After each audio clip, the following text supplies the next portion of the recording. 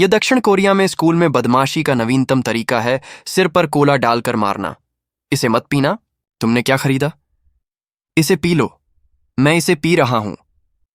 बदमाशी का शिकार लड़का कार्रवाई करने ही वाला था कि उसने देखा कि उसके सहपाठी उसे जल्दबाजी में काम न करने का संकेत दे रहे हैं। यह देखकर कि दूसरा पक्ष इतना धैर्यवान है, स्कूल के बदमाश ने लड़के के सिर पर बोतल फोड़ दी, लेकिन उसे नहीं पता था कि बदला लेने का तूफान उसका इंतजार कर रहा था। एक हफ्ते पहले लड़का शहर में शीर्ष छात्र के रूप में यहां स्थानांतरित हुआ। अपने लिए एक शांत सीखने का माहौल बनाने के लिए उसने एक के बाद एक 12वीं कक्षा के नेता को हराया। छोटे को हराने और बड़े से बाहर निकलने के सिद्धांत का पालन करते हुए तीसरी कक्षा के नेता शेंगजी और कुई छेंगक्सू ने उसे निशाना बनाया। उच्चतम ग्रेड के शासकों के रूप में वे इस हाई स्कूल के असली जीवाश्म हैं। जब तक वे दो लोगों को नीचे गिराते हैं और उन्हें 1000 देते हैं, वे चुपचाप ज्ञान सीखने का आनंद ले सकते हैं। अगले दिन वह सीधे दूसरे पक्ष की कक्षा में गया, दूसरे पक्ष के हाथ से कोला छीना और सभी की भयभीत आंखों के सामने दूसरे पक्ष के सिर पर डाल दिया। जब नान शेंगजी कक्षा छोड़ने वाला था तो सोंग कियानी ने उसे बोतल से सिर के पीछे मारा। ये देखकर कि वह कितना उग्र था और बदला लेना चाहता था और शिकायत करना चाहता था। नान शेंगजी नाराज नहीं था बल्कि हंसा, लेकिन वह वास्तव में इतना क्रोधित था कि वह फटने वाला था। जल्द ही दोपहर हो गई और सोंग कियानी जियांग युनकी के साथ सहमत हुए बैंड रूम में आया। असामान्य बात यह थी कि नान शेंगजी ने तुरंत कार्रवाई नहीं की, बल्कि सोंग कियानी को अपने पीछे आने के लिए राजी किया। उसने उसके साहस की प्रशंसा की। जैसे ही उसने अपने हाथ में रूबिक क्यूब को फिर से सेट किया, सोंग कियानी के लिए चुनाव करने का समय आ गया। नान शेंगजी के बड़े और भयंकर हमले ने सोंग कियानी को बिल्कुल भी विरोध करने में असमर्थ बना दिया। जाहिर है, बॉस की स्थिति में बैठने के लिए उसने बहुत संघर्ष किया था। यह देखकर कि उसे लड़ाई में कोई फायदा नहीं मिल सकता, सोंग कियानी ने तुरंत प्रतिद्वंद्वी को गले लगाया और जमीन पर लड़ने की ओर रुख किया, लेकिन उसने प्रतिद्वंद्वी को कम आंका। जमीनी लड़ाई भी प्रतिद्वंद्वी का मजबूत पक्ष थी। नान शेंगजी ने उसे कसकर बंद कर दिया और थोड़ी देर बाद सोंग कियानी बेहोश हो गया। इस समय उसने जियांग युनकी को बगल से देखा और उसे वही विकल्प दिया, या तो उसका पीछा करो या पिट जाओ। जैसे ही जियांग युनकी प्रतिद्वंद्वी से लड़ने के लिए तैयार हुआ, सोंग कियानी आखिरकार जाग गया। उसने कहा कि वह अभी भी लड़ सकता है और प्रतिद्वंद्वी को मार सकता है, और फिर उसने लड़ाई की मुद्रा ले ली। सोंग कियानी की नकली चाल के साथ दोनों के बीच फिर से लड़ाई शुरू हो गई। इस बार सोंग कियानी ने स्पष्ट रूप से पहले की तुलना में बहुत बेहतर लड़ाई लड़ी।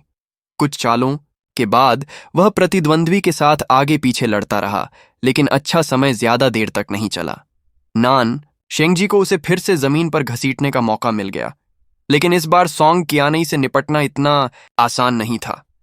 उसने अपने पैर उठाए और ऊपर जाने के लिए लुढ़का, फिर अपनी मुट्ठी उठाई और प्रतिद्वंद्वी के चेहरे पर पागलों की तरह प्रहार किया।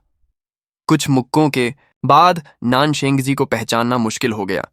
कुई छेंगक्सू, जो तीसरे साल का नेता भी था, आखिरकार इसे बर्दाश्त नहीं कर सका। इस तरह जिन कियानी और नान शेंगजी को एक छोटा सा हाफ टाइम ब्रेक मिला और जियांग युनकी और कुई छेंगक्सू के बीच द्वंद्व आधिकारिक तौर पर शुरू हुआ। यह पहली बार था जब जियांग युनकी ने कार्रवाई की। हालांकि उसने हमेशा दावा किया कि वह बहुत मजबूत है, कोई नहीं जानता था कि वह इतना अपमानजनक था। कुछ ही चालों ने कुई छेंगक्सू को पूरी तरह से खत्म कर दिया। अपने अच्छे भाई को कुछ चालों से नीचे गिरा हुआ देखकर नान शेंगजी तुरंत जोर से हंसा, लेकिन सभी जानते थे कि वह जितना जोर से हंसेगा उतना ही गुस्सा आएगा। नान शेंगजी के हान शेंगजी की हरकतों से हम जान सकते हैं कि इस बार वह वाकई गुस्से में था। उसने सोंग कियानी की बांह पकड़ने का मौका लिया और उसे लॉक कर दिया। इस तरह से उसकी बांह तोड़ने की कोशिश की। अप्रत्याशित रूप से दूसरा पक्ष उसकी बांह तोड़ने के जोखिम पर खड़ा हो गया और सीधे उसके सिर पर लात मार दी। जब दूसरा पक्ष चौक के साथ खड़ा हुआ तो उसने जियांग युनकी की नकल की और एक सुंदर प्रदर्शन किया। इस तरह दोनों स्कूल के गुंडों को हरा दिया गया और उनका शासन समाप्त हो गया। दूसरी ओर इस समय सोंग कियानी अपने क्षेत्र में गश्त करने वाले शेर की तरह था। उसने दूसरे पक्ष को चेतावनी दी कि उसे भविष्य में चाहे रोए या हंसे, उसे मुझसे छुट्टी मांगनी होगी। इस तरह प्रथम वर्ष का स्थानांतरित छात्र जो अभी कुछ दिनों के लिए यहां आया था, इस स्कूल का बेताज बादशाह बन गया। अगले दिन जियांग युनकी ने उसे दूसरे स्कूलों के स्कूली गुंडों का एक वीडियो दिखाया जो अपने सहपाठियों को धमका रहे थे। जियांग युनकी ने प्रस्ताव दिया कि वे अपने सहपाठियों को धमका रहे स्कूली गुंडों के खिलाफ लड़ने के लिए एक एबिस अलायंस बनाएं, लेकिन सोंग कियानई ने मना कर दिया। वह बस कड़ी मेहनत से पढ़ाई करना चाहता था और उसके पिता उसे शाम को उच्च वर्ग के लोगों की एक सभा में ले गए। यहां उसकी मुलाकात जिन नान्य से हुई जिसने वीडियो में उसके सहपाठियों को धमकाया था। जब दूसरा पक्ष उसके पास पहुंचा तो जिन कियानिया ने न केवल सहयोग नहीं किया बल्कि सार्वजनिक रूप से दूसरे पक्ष को अपने सहपाठियों को धमकाने के बारे में बताया। उसके पिता ने उसे जल्दी से होटल के गलियारे में खींच लिया और उसे अंदर जाकर दूसरे पक्ष से तुरंत माफी मांगने के लिए कहा। सोंग कियानई ने अपने मृत भाई का जिक्र किया। यह पता चला कि उसके भाई ने स्कूल की हिंसा के कारण इमारत से कूदकर आत्महत्या कर ली थी। जैसे ही उसने यह कहा, उसके पिता ने उसे थप्पड़ मार दिया। बदले में सोंग कियानई और अधिक विद्रोही हो गया। वह भारी बारिश में जियांग युनकी के घर आया।